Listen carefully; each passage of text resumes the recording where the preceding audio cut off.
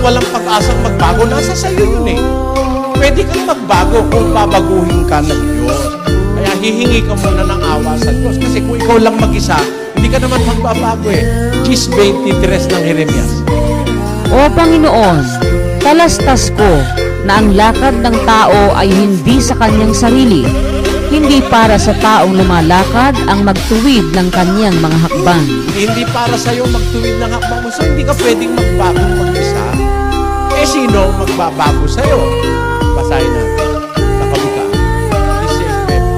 Ang puso ng tao ay kumakatha ng kanyang lakad, ngunit ang Panginoon ang nagtutuwid ng kanyang mga hakbang.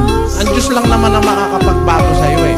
Pati nga puso, pwede niyang baguhin eh. Sa isang talata ng Ezekiel.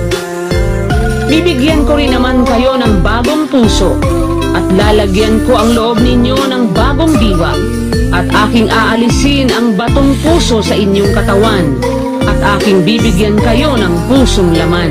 Kahit matigas puso mo, kayang baguhin ng Diyos yan. Kung sasampalataya ka.